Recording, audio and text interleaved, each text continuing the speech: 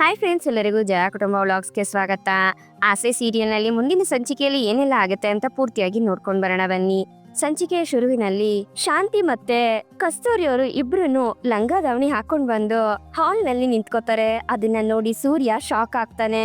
ಸೂರ್ಯ shock ಅಲ್ಲೇ ಇರೋದನ್ನ ನೋಡಿ, ಏಯ್ ಯಾಕೋ ಹಿಂಗಿದ್ಯಾ, ಒಳ್ಳೆ ದೆವ್ವ ನೋಡ್ದೊಂತರ ಎದ್ರಕೊಂಡಿದ್ಯಲ್ಲೋ ಅಂತ ರವಿ ಕೇಳ್ಬೇಕಾದ್ರೆ, ದೆವ್ವ ಅಲ್ಲ ಕಣೋ, ಅಲ್ಲಿ ನೋಡೋ ಅಂತ ಸೂರ್ಯ ಹೇಳ್ತಾನೆ.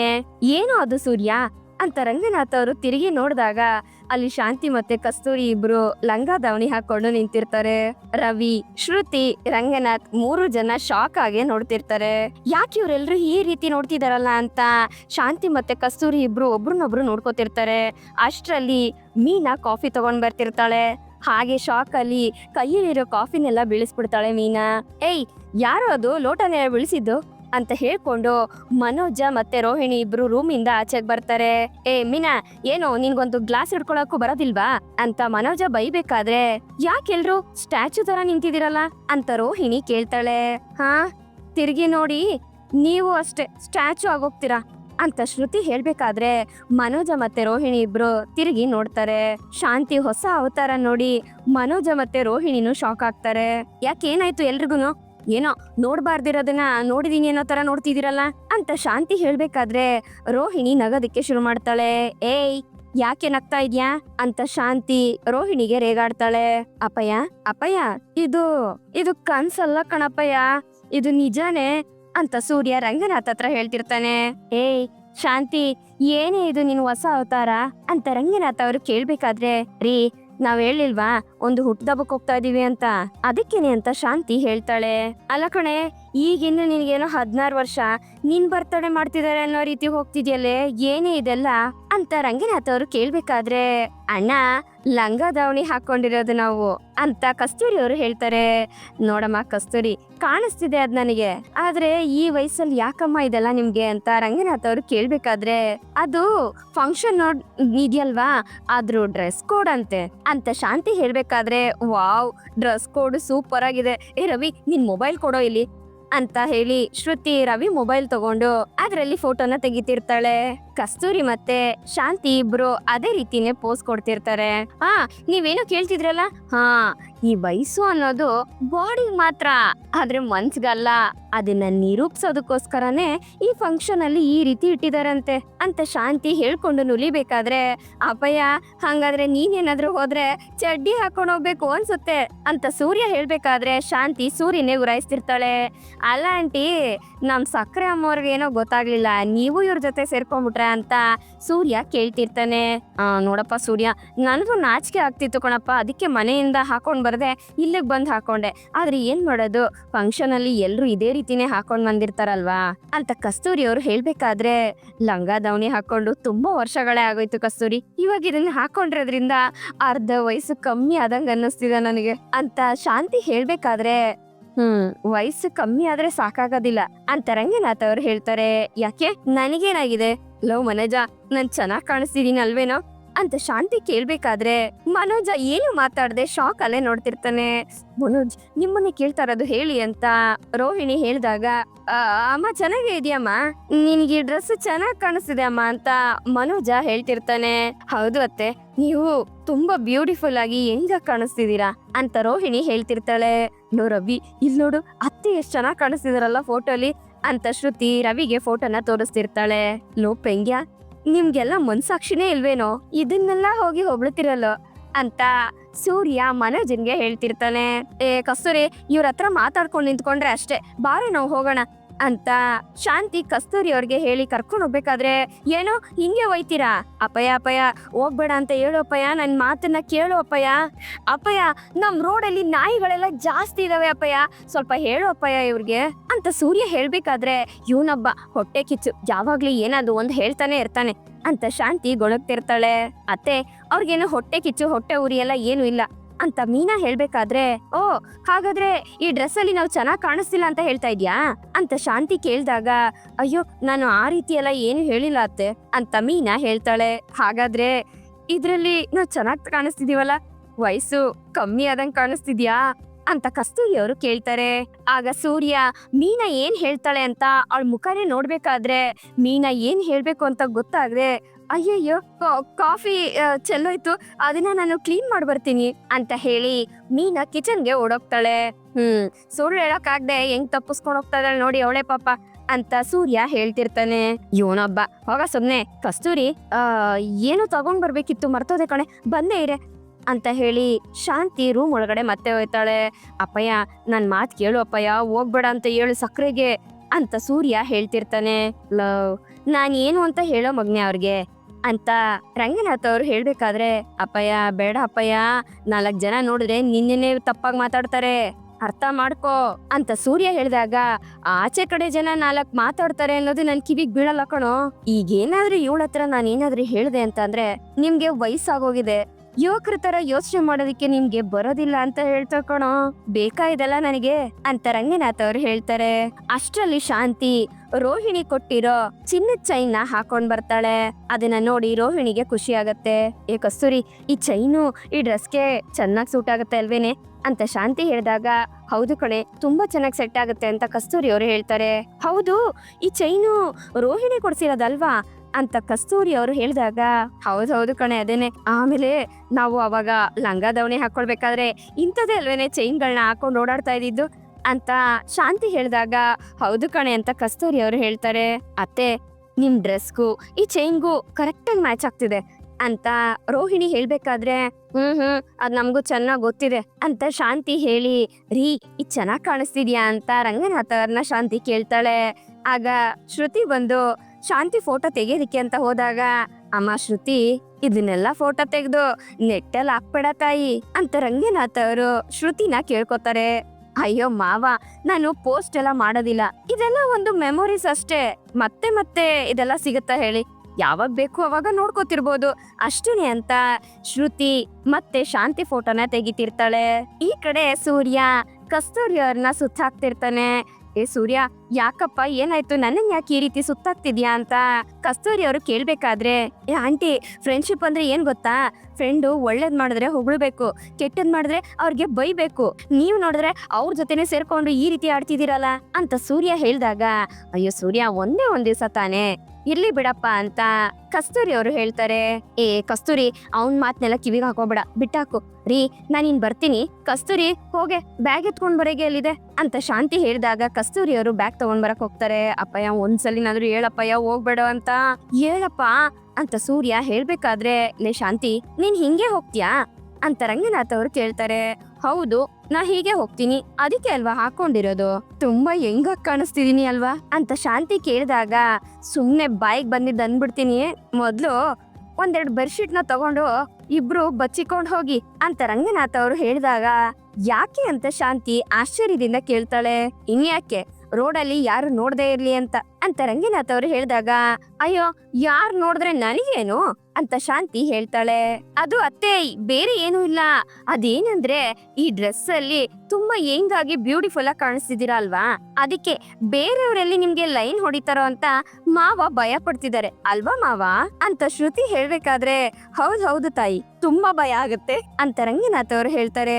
ಅಯ್ಯೋ ಅದನ್ನೆಲ್ಲ ಭಯ ಪಡ್ಬೇಡಿ ನೀವು, ನಾವ್ ಹೋಗ್ ಬರ್ತೀವಪ್ಪ ಅಂತ ಹೇಳಿ ಶಾಂತಿ ಕಸ್ತೂರಿ ಅವ್ರ ಜೊತೆ ಆಚೆ ಕಡೆ ಹೋಗ್ತಾಳೆ. ಅಪ್ಪಯ್ಯ ಇವತ್ ನಿಂಗೆ ಸಿಕ್ಕಾಪಟ್ಟೆ ಫೋನ್ ಕಾಲ್ಗಳು ಬರ್ತಾನೆ ಇರ್ತವೆ ಅಂತ ಸೂರ್ಯ ಹೇಳ್ಬೇಕಾದ್ರೆ ಅಯ್ಯೋ ಏನೋ ಗೊತ್ತಿಲ್ಲ ಕಣೋ, ಈ ರೀತಿ ಆಡ್ಕೊಂಡು ಹೋಗ್ತಾ ಇದ್ದಾಳೆ, ಅದ್ ಏನೇನಾಗುತ್ತೋ ಗೊತ್ತಿಲ್ಲ ಅಂತ ಹೇಳ್ಕೊಂಡು ರಂಗನಾಥ್ ಅವರು ರೂಮ್ ಒಳಗಡೆ ಹೋಗ್ತಾರೆ. ಮನೋಜ್ ನೋಡಿದ್ರ ಅತ್ತೆ ನಾನ್ ಕೊಟ್ಟಿರೋ ಚೈನ್ನೆ ಹಾಕೊಂಡ್ ಹೋಗ್ತಿದ್ದಾರೆ ಅಂತ ರೋಹಿಣಿ ಹೇಳ್ಬೇಕಾದ್ರೆ ಅವ್ರ ಮನ್ಸು ಬದಲಾಯಿಸ್ತಿದ್ದಾರೆ. ರೋಹಿಣಿ ಎಲ್ಲ ಒಳ್ಳೇದಕ್ಕೆ ಅಲ್ವಾ ಅಂತ ಮನೋಜ ಹೇಳ್ತಿರ್ತಾನೆ. ರೀ ನನ್ಗೆ ಯಾಕೋ ಭಯ ಆಗ್ತಿದೆ ರೀ, ಅತ್ತೆನ ಯಾರಾದ್ರೂ ಕಿಂಡಲ್ ಮಾಡಿದ್ರೆ ಏನ್ ಮಾಡೋದು ಅಂತ ಮೀನಾ ಹೇಳಿದಾಗ ಲೇ ಹೂವಮ್ಮ, ಅದಕ್ ನಾವೇನೇ ಮಾಡಕ್ಕಾಗತ್ತೆ, ನಾವ್ ಹೇಳಿದ ತಕ್ಷಣ ಅವ್ರು ಕೇಳ್ಬಿಡ್ತಾರ, ಅವ್ರಿಷ್ಟ ಏನಾದ್ರು ಮಾಡ್ಕೊಳ್ಳಿ ಬಿಡು. ಅಯ್ಯೋ ಇಲ್ಲಿ ನಡೆದಿದ್ ದೊಂಬ್ರಾಟ ನೋಡಿ ಹೇಳ್ಬೇಕಾಗಿರೋ ವಿಷಯನೇ ಮರ್ತೋದೆ, ನಾಳೆ ಎಲ್ರು ನಿಮ್ ಮನೆಗ್ ಹೋಗ್ಬೇಕು ಅಂತ ಸೂರ್ಯ ಹೇಳಿದಾಗ ಯಾಕೆ ಅಂತ ಮೀನಾ ಆಶ್ಚರ್ಯದಿಂದ ಕೇಳ್ತಾಳೆ. ಇನ್ನೆಂತಕ್ಕೆ, ಮದ್ವೆ ಊಟ ಮಾಡೋದಿಕ್ಕೆ ಅಂತ ಸೂರ್ಯ ಹೇಳಿದಾಗ ಅದನ್ನ ಕೇಳಿ ಮೀನಿಗೆ ಶಾಕ್ ಆಗುತ್ತೆ. ಏನ್ ಹೇಳ್ತಾ ಇದ್ದೀರಾ ನೀವು ಅಂತ ಮೀನಾ ಕೇಳಿದಾಗ, ಅಲ್ಲಮ್ಮ ಮಂಜ ಪಾಸ್ ಮಾಡಿದನಲ್ಲ ಅದನ್ನ ಸೆಲೆಬ್ರೇಟ್ ಮಾಡೋದ್ ಬೇಡ್ವಾ, ಅಲ್ಲಿ ಮಾಡಿ ಮೇಲೆ ಇದೆಲ್ಲ ಶಾಮಿ ಎಲ್ಲ ಹಾಕ್ಸ್ಬಿಟ್ಟು ಎಲ್ರಿಗೂ ಭರ್ಜರಿಯಾಗಿ ಊಟ ಹಾಕಿಸ್ಬೇಕು ಅಂತ ಇದೀನಿ. ಏನೇನ್ ಇರ್ಬೇಕು ಅಂತ ಒಂದು ಲಿಸ್ಟ್ ಹಾಕಿ ನೀನೇ ಹೇಳ್ಬಿಡಮ್ಮ ಅಂತ ಸೂರ್ಯ ಕೇಳಿದಾಗ, ರೀ ಯಾಕ್ರಿ ಅದೆಲ್ಲ ಅಂತ ಮೀನಾ ಕೇಳ್ತಾಳೆ. ನೋಡಮ್ಮ, ನಮ್ ಖುಷಿನ 4 ಜನದ ಜೊತೆ ಹಂಚ್ಕೋಬೇಕು. ಇಡೀ ಏರಿಯಾದವ್ರನ್ನೆಲ್ರನ್ನು ಕರೆಯೋದಕ್ಕೆ ಹೇಳಿದೀನಿ. ಅಡ್ಗೆಗೆ ಏನೇನ್ ಬೇಕೋ ಎಲ್ಲ ರೆಡಿ ಮಾಡಾಯ್ತು. ಎಲ್ರಿಗೂ ಈ ಮದ್ವೆ ಊಟ ಹಾಕಿಸ್ತೀನಿ, ನೋಡ್ತಾ ಇರು. ಅದಕ್ಕೆ ಹೇಳ್ತಾ ಇರೋದು ಬೆಳಗ್ಗೆನೆ ಹೊರಟು ಬಿಡೋಣ ಅಂತ ಸೂರ್ಯ ಹೇಳ್ಬೇಕಾದ್ರೆ, ರೀ ಅದು ಹಾಗಲ್ಲ, ನಾಳೆ ನನ್ಗೆ ಒಂದು ತುಂಬಾ ಮುಖ್ಯವಾಗಿರೋ ಕೆಲ್ಸ ಇದೆ ಅಂತ ಮೀನಾ ಹೇಳ್ತಾಳೆ. ಏನು ತುಂಬಾ ಮುಖ್ಯವಾಗಿರೋದ, ಏನದು ಅಂತ ಸೂರ್ಯ ಕೇಳ್ಬೇಕಾದ್ರೆ, ಅದು ಮದ್ವೆಗೆ ಹೂವಿನಾರ ಆರ್ಡರ್ ಇದೆ, ಅದನ್ನ ತಗೊಂಡೋಗ್ ಕೊಡ್ಬೇಕು ಅಂತ ಮೀನಾ ಹೇಳಿದಾಗ, ಅದನ್ನ ಬೇರೆ ಯಾರ ಕೈಲಾದ್ರೂ ಕೊಟ್ಕಳ್ಸಮ್ಮ ಅಂತ ಸೂರ್ಯ ಹೇಳ್ತಾನೆ. ಇಲ್ಲ ರೀ, ಅದು ಗೊತ್ತಿರೋರ್ ಮದ್ವೆ, ಆ ಹುಡುಗಿ ನನ್ ತಂಗಿ ಇದ್ದಂಗೆ ಅಂತ ಮೀನಾ ಹೇಳ್ತಿದ್ದಂಗೆ, ಏನಮ್ಮ ಮೀನಾ, ಏನೋ ನಿನ್ ತಂಗಿ ಮದ್ವೆನೆ ಅನ್ನೋ ರೀತಿ ಮಾತಾಡ್ತಿದ್ಯಲ್ಲ ಅಂತ ಸೂರ್ಯ ಹೇಳ್ತಾನೆ. ಅದನ್ನ ಕೇಳಿ ಮೀನಿಂಗೆ ಶಾಕ್ ಆಗತ್ತೆ. ಅಷ್ಟರಲ್ಲಿ ಸೂರ್ಯನ್ಗೆ ಕಾಲ್ ಬರುತ್ತೆ. ಸರಿ ಆಯ್ತಮ್ಮ, ನಂಗೆ ಟ್ರಿಪ್ ಅಂತು, ನೀನು ಆ ಮದ್ವೆ ಮುಗಿಸ್ಕೊಂಡ್ ಬಾ, ಡೈರೆಕ್ಟ್ ಆಗಿ ಅಲ್ಲೇ ಮನೆಯಲ್ಲಿ ಸಿಕ್ಕಣ ಅಂತ ಹೇಳಿ ಸೂರ್ಯ ಅಲ್ಲಿಂದ ಹೊರಟೋಗ್ತಾನೆ. ಇದುವರೆಗೂ ನಾನು ಇವ್ರ ಹತ್ರ ಯಾವ ವಿಷಯನೂ ಮುಚ್ಚಿಟ್ಟಿಲ್ಲ. ಇದು ಮೊದಲನೇ ಸಲಿ ನಾನು ಈ ರೀತಿ ಮುಚ್ಚಿಡ್ತಾ ಇದೀನಲ್ಲ, ಏನ್ ಮಾಡೋದು ರೀ, ದಯವಿಟ್ಟು ನನ್ನನ್ನ ಕ್ಷಮಿಸ್ಬಿಡಿ ಅಂತ ಮೀನಾ ಮನ್ಸಲ್ಲೇ ಅನ್ಕೋತಿರ್ತಾಳೆ.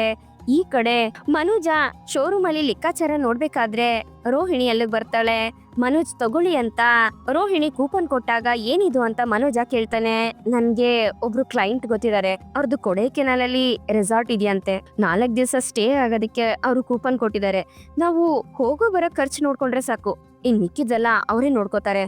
ಅದಕ್ಕೆ ನಾನು ಈ ರೆಸಾರ್ಟ್ ಅಲ್ಲಿ ಬುಕ್ ಮಾಡಿದೀನಿ ಅಂತ ರೋಹಿಣಿ ಹೇಳಿದಾಗ, ಹೋದ್ರೆ ಚೆನ್ನಾಗೇ ಇರುತ್ತೆ, ಆದ್ರೆ ಅಂತ ಮನೋಜ ಹೇಳಿದಾಗ, ಏನು ಆದ್ರಿ ಅಂತ ಹೇಳ್ತಾ ಇದ್ದೀರಾ ಅಂತ ರೋಹಿಣಿ ಹೇಳ್ತಾಳೆ. ಅದು ಹಂಗಲ್ಲ, ಅಮ್ಮನ ಹತ್ರ ಕೇಳ್ಬೇಕಲ್ವಾ, ಅವ್ರಿಗೆ ಹೇಳ್ದೆ ಹೇಗ್ ಹೋಗೋದು ಅಂತ ಮನೋಜ ಹೇಳ್ದಾಗ, ಅತ್ತೆ ಹತ್ರ ಹೇಳ್ದೆ ಹೋಗ್ಬೇಕು ಅಂತ ನಾನು ಏನ್ ಅನ್ಕೊಂಡಿಲ್ಲ, ಅವ್ರ ಹತ್ರ ಮಾತಾಡಿ ಪರ್ಮಿಷನ್ ತಗೊಂಡ್ರಾಯ್ತು ಅಂತ ರೋಹಿಣಿ ಹೇಳ್ತಾಳೆ.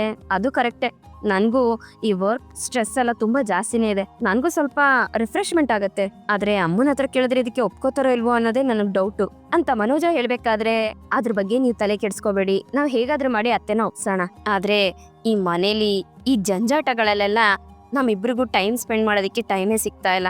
ಅದಕ್ಕೋಸ್ಕರ ನಾವು ಹೋಗ್ ಬಂದ್ರೆ ನಮ್ಗೂನು ಸ್ವಲ್ಪ ಪ್ರೈವಸಿ ಸಿಗುತ್ತಲ್ವಾ, ಅದಕ್ಕೆ ಹೇಳ್ದೆ. ಏನ್ ಮನೋಜ್ ನೀವು ಎಲ್ಲ ನಿಮ್ಗೆ ವಿವರವಾಗಿ ಹೇಳ್ಬೇಕಾ ಅಂತ ರೋಹಿಣಿ ಹೇಳಿದಾಗ, ನನ್ಗೆ ಅರ್ಥ ಆಗ್ತಿದೆ, ನಾನು ಅಮ್ಮನ ಹತ್ರ ಮಾತಾಡ್ತೀನಿ ಅಂತ ಮನೋಜ ಹೇಳ್ತಾನೆ.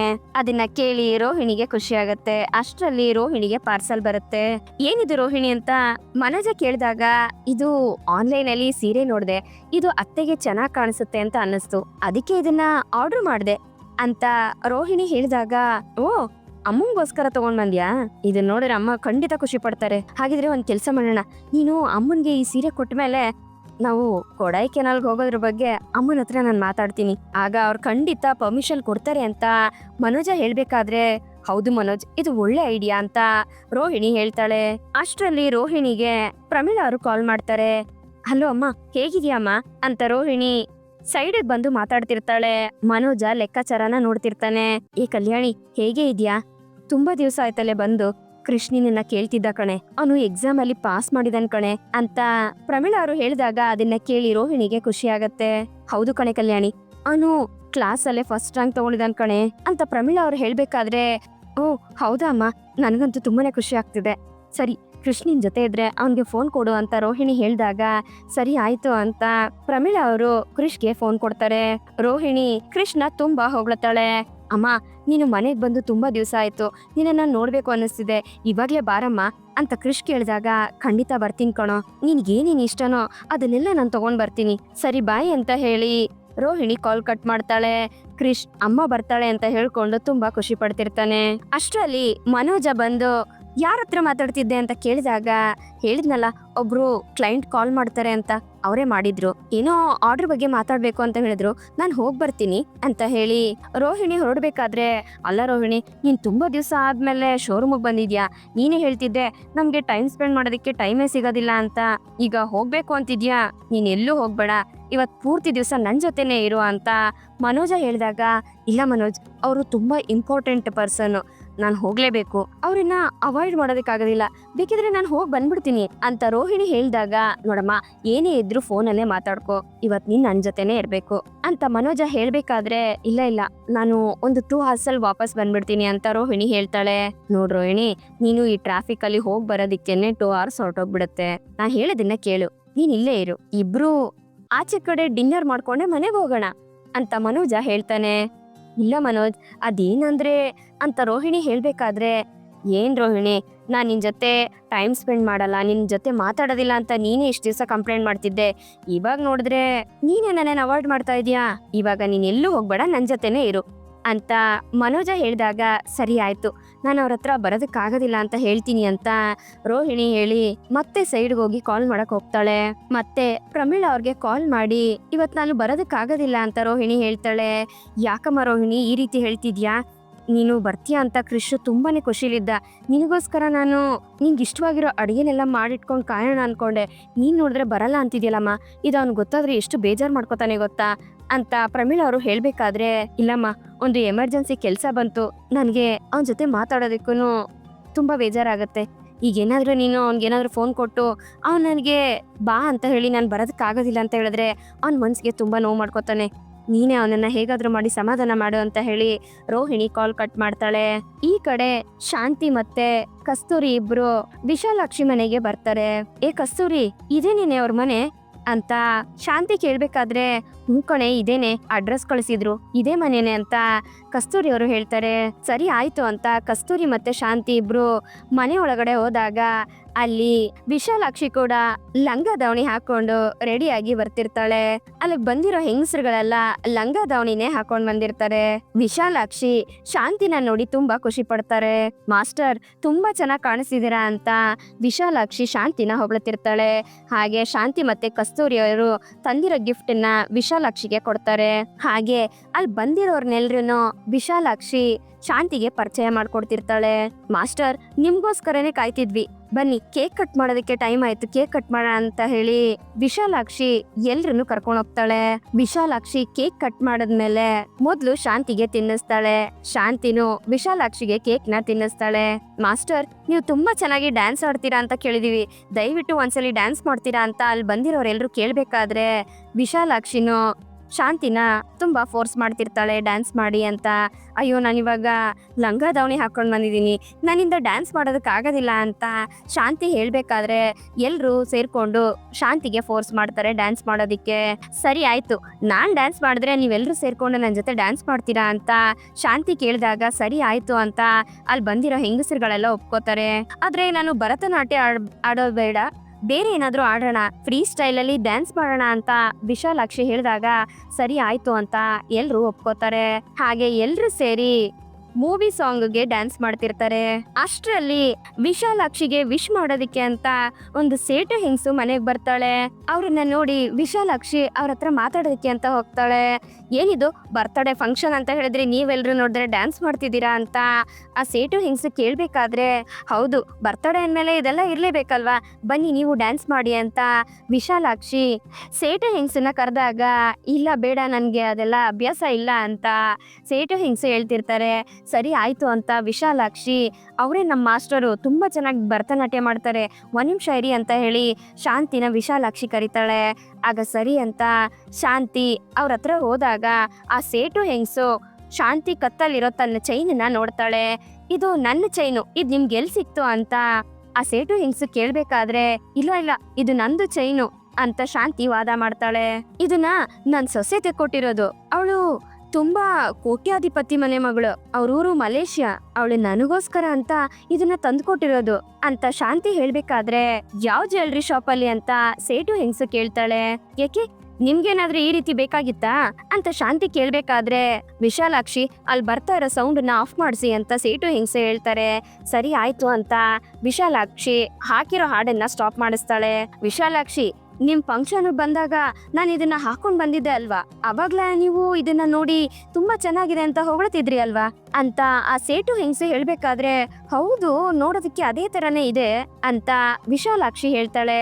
ಅಲ್ಲ, ಒಂದೇ ತರ ಡಿಸೈನ್ ಅಲ್ಲಿ ತುಂಬಾ ಚೈನ್ಗಳು ಇರ್ತಾವಲ್ವಾ ಅಂತ ಕಸ್ತೂರಿ ಹೇಳ್ಬೇಕಾದ್ರೆ, ಇಲ್ಲ ಇಲ್ಲ ಇದು ನನ್ ಚೈನೆ, ಇದ್ರಲ್ಲಿ ಒಂದ್ ಕಲ್ಲು ಮಿಸ್ ಆಗಿರುತ್ತೆ, ಬೇಕಿದ್ರೆ ನೀವೇ ನೋಡಿ ಅಂತ ಆ ಸೇಟು ಹೆಂಗ್ಸು ಹೇಳ್ಬೇಕಾದ್ರೆ, ಇದನ್ನ ನೀವು ಮಾರಿದ್ರಾ, ಇದನ್ನ ಯಾರಾದ್ರೂ ತಗೊಂಡಿದ್ರಾ ಅಂತ ವಿಶಾಲಾಕ್ಷಿ ಕೇಳ್ಬೇಕಾದ್ರೆ, ಇಲ್ಲ ಇಲ್ಲ ನಾನ್ ಇದನ್ನ ಮಾರಿಲ್ಲ, ಚೋರಿ ಹೋಗ್ಯಾ ಅಂತ ಆ ಸೇಟು ಹೆಂಗ್ಸು ಹೇಳ್ತಿದ್ದಂಗೆ, ಇವ್ರು ಏನ್ ಹೇಳ್ತಿದಾರೆ ನಂಗೆ ಅರ್ಥ ಆಗ್ತಿಲ್ಲ ಅಂತ ಶಾಂತಿ ಹೇಳ್ತಾಳೆ, ನಾನು ಇದನ್ನ ಮಾರಿಲ್ಲ, ಇದು ಕಳ್ತನ ಆಗಿತ್ತು ಅಂತ ಆ ಹೆಂಗ್ಸು ಹೇಳಿದಾಗ ಅದನ್ನ ಕೇಳಿ ಶಾಂತಿ ಮತ್ತೆ ಕಸ್ತೂರಿಗೆ ಆಶ್ಚರ್ಯ ಆಗತ್ತೆ.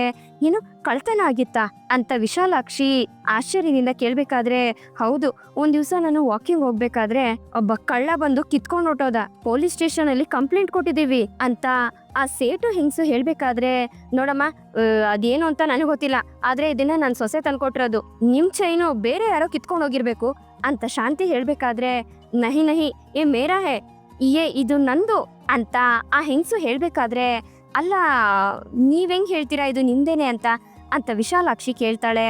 ಇಲ್ಲ ಇಲ್ಲ ವಿಶಾಲಾಕ್ಷಿ, ಇದು ನಂದೇ, ನಿಂಗೆ ಡೌಟ್ ಇದ್ರೆ ಆ ಚೈನ್ ಡಾಲರ್ ಇದೆಯಲ್ಲ ಅದನ್ನ ತಿರುಗಿಸಿ ನೋಡಿ, ಅದ್ರಲ್ಲಿ ನನ್ ಗಂಡನ್ ಹೆಸರು ನನ್ ಹೆಸರು ಇನ್ಷಿಯಲ್ ಇರುತ್ತೆ, ಬೇಕಿದ್ರೆ ನೋಡಿ ಅಂತ ಆ ಹೆಂಗ್ಸು ಹೇಳ್ಬೇಕಾದ್ರೆ, ಹೌದಾ ಏನ್ ಇನ್ಷಿಯಲ್ ಅಂತ ಕಸ್ತೂರಿ ಅವರು ಕೇಳ್ತಾರೆ. ಅದ್ರ ಹಿಂದೆಗಡೆ TC ಅಂತ ಇರುತ್ತೆ, ಬೇಕಿದ್ರೆ ನೋಡ್ತಾ ಇರಿ ಅಂತ ಹೆಂಗ್ಸು ಹೇಳ್ಬೇಕಾದ್ರೆ, ಮಾಸ್ಟರ್ ಆತರ ಏನಾದ್ರೂ ಇದೆಯಾ ಅಂತ ನೋಡಿ ಅಂತ ವಿಶಾಲಾಕ್ಷಿ ಕೇಳ್ತಾಳೆ. ಸರಿ ಆಯ್ತು ಅಂತ ಶಾಂತಿ ಆ ಚೈನ್ ನ ಬಿಚ್ಚಿ ನೋಡೋಣ ಅಂತ ಹೋದಾಗ ಆ ಸೇಟು ಹೆಂಗ್ಸು ಆ ಚೈನ್ ನ ಕಿತ್ಕೋತಾಳೆ. ಅದ್ರಲ್ಲಿ CT ಅಂತ ಹಿಂದೆಗಡೆ ಬರ್ದಿರುತ್ತೆ. ದೇಖೋ ಜರಾ ಮೇನೆ ಬೋಲನ ತುಮೆ ವಿಶಾಲಾಕ್ಷಿ, ನೋಡು ಇದ್ರಲ್ಲಿ CT ಅಂತ ಇದೆ, ಇದು ನನ್ ಚೈನೆ ಅಂತ ಆ ಸೇಟು ಹೆಂಗ್ಸು ಹೇಳ್ಬೇಕಾದ್ರೆ, ಶಾಂತಿ ಅದನ್ನ ಕಿತ್ಕೊಂಡು ಆ ಚೈನ್ ನ ನೋಡ್ತಾಳೆ. ಅದ್ರಲ್ಲಿ ಆ ಇನ್ಷಿಯಲ್ ಬರ್ದಿರುತ್ತೆ. ಅದನ್ನ ನೋಡಿ ಶಾಂತಿಗೆ ಶಾಕ್ ಆಗತ್ತೆ. ಏನ್ ಮಾಸ್ಟರ್ ಇದೆಲ್ಲ ಅಂತ ವಿಶಾಲಾಕ್ಷಿ ಕೇಳ್ಬೇಕಾದ್ರೆ, ನನ್ಗೇನ್ ಗೊತ್ತು, ಇದನ್ನ ನನ್ ಸೊಸೆ ತಂದ್ಕೊಟ್ಟಿರೋದು ಅಂತ ಶಾಂತಿ ಹೇಳ್ತಾಳೆ. ನನ್ ಕಳ್ತನ ಆಗಿರೋ ಒಡವೆ ನಿಮ್ ಹತ್ರ ಹೆಂಗ್ ಬಂತು, ನಾನ್ ಈಗ್ಲೇ ಪೊಲೀಸ್ಗೆ ಫೋನ್ ಮಾಡ್ತೀನಿ ಅಂತ ಆ ಹೆಂಗ್ಸು ಪೊಲೀಸ್ಗೆ ಕಾಲ್ ಮಾಡೋದಕ್ ಹೋದಾಗ, ನೋಡಿ ನನ್ ಹುಟ್ಟದಬ್ಬದ ದಿವ್ಸ ಸುಮ್ನೆ ಯಾಕಿದೆಲ್ಲ, ಮಾಸ್ಟರ್ ಅವ್ರು ಹೇಳ್ದಂಗೆ ಗುರ್ತು ಎಲ್ಲ ಕರೆಕ್ಟ್ ಆಗಿದೆಯಲ್ವಾ, ಅವ್ರ ಚೈನ್ ಅಲ್ವಾ, ಅವ್ರಿಗೆ ಕೊಟ್ಬಿಡಿ ಅಂತ ವಿಶಾಲಾಕ್ಷಿ ಹೇಳ್ಬೇಕಾದ್ರೆ, ಹೌದು ಕಣೆ ಶಾಂತಿ, ಪೊಲೀಸ್ ಗೀಲೀಸ್ ಅಂತ ಎಲ್ಲ ಹೇಳ್ತಿದಾರೆ, ಯಾಕೆ ಬೇಡದೇ ಇರೋದೆಲ್ಲ, ನಾವ್ ಇದನ್ನ ಕೊಟ್ಬಿಡೋಣ ಕಣೆ, ಕೊಟ್ಬಿಡೆ ಅಂತ ಕಸ್ತೂರಿ ಅವರು ಹೇಳ್ಬೇಕಾದ್ರೆ, ಆ ಹೆಂಗ್ಸು ಶಾಂತಿ ಕೈಯಿಂದ ಚೈನ್ ನ ಕಿತ್ಕೋತಾಳೆ. ಇತ್ತೀಚೆಗೆ ಈ ಗಂಡ್ ಮಕ್ಳಿಗಿಂತ ಜಾಸ್ತಿ ಹೆಣ್ಮಕ್ಳುಗಳೇ ಒಡವೆಗಳನ್ನ ಕದಿಯ ಜಾಸ್ತಿ ಆಗ್ಬಿಟ್ಟಿದ್ದಾರೆ. ನನ್ನ ಹತ್ರ ಕದ್ದಿರೋದು ಕಳ್ಳ ಅಲ್ಲ, ಕಳ್ಳಿ. ನಿಮ್ ಸೊಸೆ ಕಳ್ಳಿನ ಅಥವಾ ನಿಮ್ ಇಡೀ ಫ್ಯಾಮಿಲಿನೇ ಕಳ್ರ ಫ್ಯಾಮಿಲಿನ? ವಿಶಾಲಾಕ್ಷಿ ऐसे कैसे लोगों के साथ आप ಫ್ರೆಂಡ್ಶಿಪ್ करते हो ಅಂತ ಆ ಹೆಂಗ್ಸು ವಿಶಾಲಾಕ್ಷಿಗೆ ಹೇಳ್ತಿರ್ತಾಳೆ. ನನ್ನನ್ನ ಕಳ್ಳಿ ಅಂದ್ಲಲ್ಲ ಅಂತ ಶಾಂತಿ ತುಂಬಾ ನೊಂದ್ಕೋತಿರ್ತಾಳೆ. ಅಯ್ಯೋ ನಮ್ಮ ಮಾಸ್ಟರು ಆ ಥರದವ್ರಲ್ಲ, ತುಂಬಾ ಒಳ್ಳೆಯವರು ಅಂತ ವಿಶಾಲಾಕ್ಷಿ ಹೇಳ್ಬೇಕಾದ್ರೆ, ಇತ್ತೀಚೆಗೆ ಯಾರು ನಂಬೋದಕ್ಕಾಗೋದಿಲ್ಲ, ತುಂಬಾನೇ ಕಾಲ ಕೆಟ್ಟೋಗಿದೆ ಅಂತ ಹೇಳ್ಕೊಂಡು ಆ ಹೆಂಗ್ಸು ಒಳಗಡೆ ಹೋಗ್ತಾಳೆ. ಶಾಂತಿ ಕಸ್ತೂರಿ ಅವ್ರನ್ನ ಕರ್ಕೊಂಡು ಬೇಜಾರ್ ಮಾಡ್ಕೊಂಡು ಅಲ್ಲಿಂದ ಹೊರಟೋಗ್ತಾಳೆ. ಮಾಸ್ಟರ್ ಮಾಸ್ಟರ್ ನಿಂತ್ಕೊಳ್ಳಿ ಮಾಸ್ಟರ್, ಊಟ ಮಾಡದೆ ಹಾಗೆ ಹೋಯ್ತಿದ್ದೀರಲ್ಲ ಮಾಸ್ಟರ್ ಅಂತ ವಿಶಾಲಾಕ್ಷಿ ಹಿಂದೆ ಹಿಂದೆ ಬಂದ್ರೂ ಶಾಂತಿ ಕಿವಿಗೆ ಹಾಕೊಳ್ದೆ ಅಲ್ಲಿಂದ ಹೊರಟೋಗ್ತಾಳೆ. ನನ್ನನ್ನ ಡ್ಯಾನ್ಸ್ ಆಡೋದಕ್ ಬರ್ಬೇಡ ಅಂತ ನನ್ನನ್ನೇ ತಡೆದ್ರಿ ಅಲ್ವಾ, ನಿನ್ಗೆ ಸರಿಯಾಗಾಯ್ತು ಕಣೆ. ಏ ಶಾಂತಿ, ನಿನಗೆ ಆ ದೇವ್ರು ಸರಿಯಾಗಿ ಇಟ್ಟಿದ್ದಾನೆ ಆಪ್ನ ಅಂತ ಹೇಳ್ಕೊಂಡು ಶಾಂತಿನ ನೋಡ್ಕೊಂಡು ವಿಶಾಲಾಕ್ಷಿ ಖುಷಿ ಪಡ್ತಿರ್ತಾಳೆ. ಇಲ್ಲಿಗೆ ಈ ಒಂದು ಸಂಚಿಕೆ ಮುಗಿಯುತ್ತೆ. ಈ ಸಂಚಿಕೆ ನಿಮ್ಗೆ ಇಷ್ಟ ಆಗಿದೆ ಅಂತ ಅನ್ಕೊಳ್ತೀನಿ. ಇಷ್ಟ ಆಗಿದ್ರೆ ದಯವಿಟ್ಟು ಲೈಕ್ ಮಾಡಿ, ಹಾಗೆ ಹೇಗಿತ್ತು ಅನ್ನೋದನ್ನ ಕಮೆಂಟ್ ಮೂಲಕ ತಿಳಿಸಿ. ಮತ್ತೆ ಮುಂದಿನ ಸಂಚಿಕೆಯೊಂದಿಗೆ ನಿಮ್ಮನ್ನ ಭೇಟಿ ಆಗ್ತೀನಿ. ಅಲ್ಲಿವರೆಗೂ Tata, bye bye, take care.